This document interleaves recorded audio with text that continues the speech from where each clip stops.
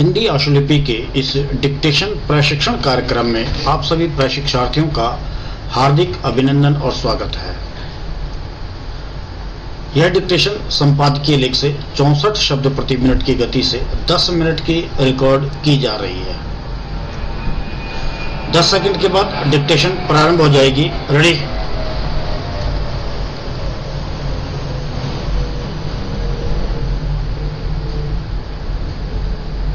Yes महोदय, मैं आपको बताना चाहता हूं कि नव वर्ष का आगमन कैसी भी परिस्थिति में हो, वह शुभ का संचार ही करता है और नव वर्ष में कुछ नया एवं बेहतर होने की उम्मीद जगाता है। उम्मीद की यही किरणें समाज और राष्ट्र को प्रेरित एवं संचालित करती हैं। वैसे तो व्यक्ति हर पल नया अवसर लेकर आता है, लेकिन नव वर्ष का आगमन एक ऐसा समय होता है जो सकारात्मक भाव को पुष्ट करता है। यह समय कुछ बेहतर करने की चाह पैदा करने के साथ ही अतीत की भूलों से बचने और उनसे सबक सीखने का अवसर भी प्रदान करता है। लेकिन यह अवसर तभी उपयोगी साबित होता है जब नकारात्मकता का परित्याग कर अपने आसपास जो कुछ घट रहा है उसे सही संदर्भ और सकारात्मक दृष्टि से देखा जाए। ऐसा करके ही व्यक्ति अपना और साथ ही समाज एवं राष्ट्र के साथ समस्त मानवता के हित में कुछ करने में समर्थ हो सकता है।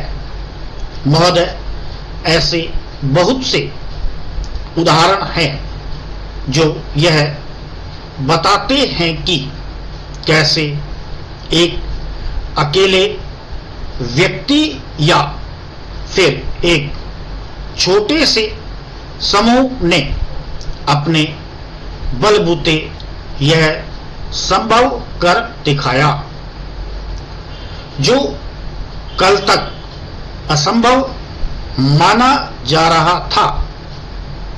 निसंदेह ऐसे भी उदाहरण हैं जो यह दिखाते हैं कि किसी ने अपने सामर्थ्य से अपने आसपास के लोगों को तो राह दिखाई ही, शासन और प्रशासन को भी सीख और समझ प्रदान की।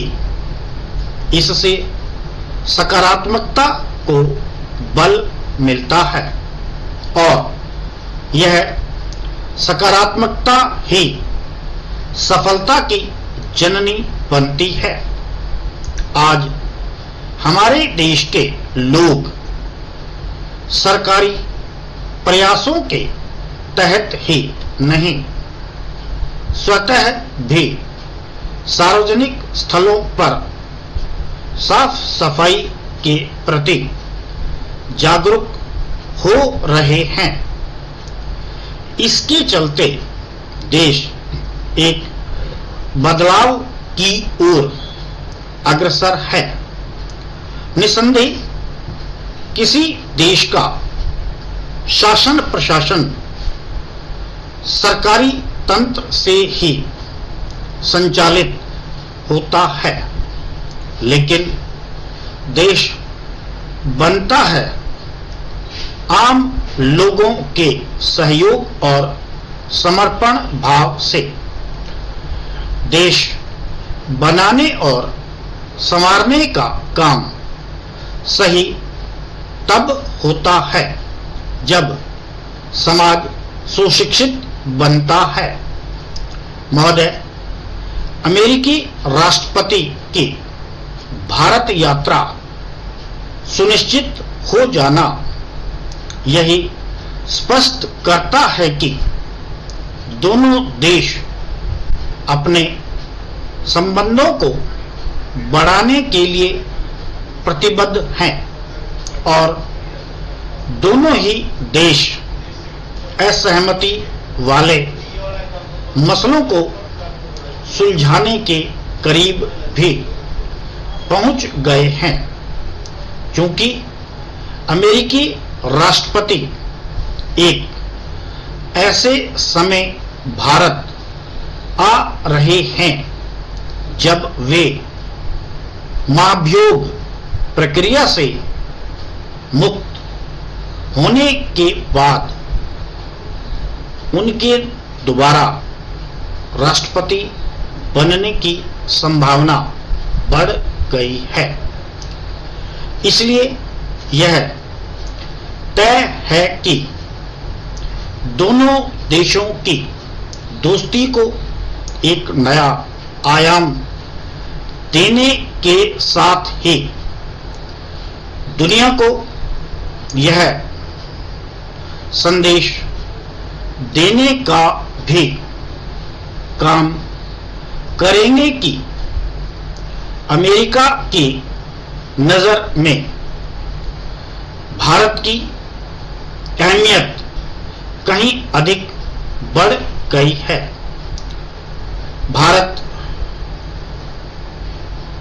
दुनिया को यह संदेश देने का काम तब होगा जब कश्मीर से अनुच्छेद 370 हटने और नागरिकता संशोधन कानून को लेकर एक ओर जहां अंतर्राष्ट्रीय मीडिया भारत के प्रति अपने दुराग्रह का प्रदर्शन करने में लगा हुआ है, वहीं कुछ देश भी भारत की आलोचना करने में जुटे हुए हैं।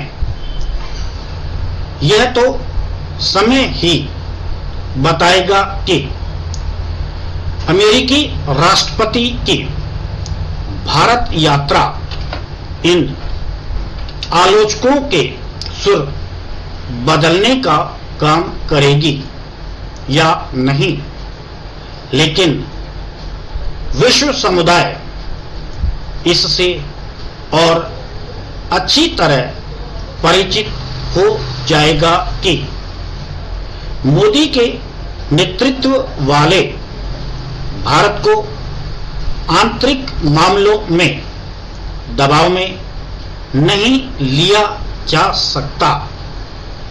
इसकी पुष्टि इस बात से होती है कि कश्मीर मामले में मध्यस्थता के पाकिस्तान के राग पर अमेरिकी राष्ट्रपति अब यह कहने लगे हैं कि वह ऐसा तभी कर सकते हैं जब भारत चाहेगा। निसंदेह वह इस बात से अनभिज्ञ नहीं हो सकते कि भारत ऐसा कभी नहीं चाहेगा और अनुच्छेद 370 हटने के बाद तो इसके आसार दूर दूर तक नहीं हैं। हालांकि अमेरिका पहले ही भारत को विशेष अहमियत देता चला आ रहा है, लेकिन इसमें दो राय नहीं है कि भारतीय प्रधानमंत्री ने विदेश नीति के मोर्चे पर जैसी सक्रियता दिखाई है, उसका देश को अतिरिक्त लाभ मिला है। भारतीय प्रधानमंत्री विदेश नीति के मोर्चे पर अतिरिक्त सक्रियता दिखाने में इसलिए सक्षम है क्योंकि एक तो वह लगातार दूसरी बार बहुमत वाली सरकार का नेतृत्व कर रहे हैं और दूसरे यह भी प्रदर्शित करते रहे हैं कि वह बड़े और कठोर फैसले लेने की क्षमता भी रखते हैं। स्टॉप।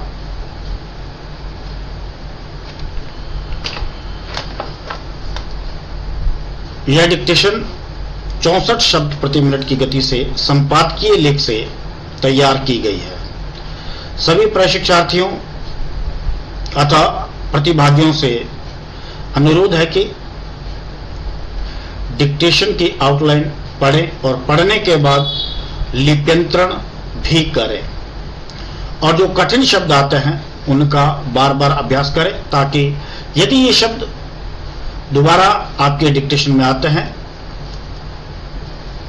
तो आप उनको सही ढंग से लिख सकें। अंत में धन्यवाद।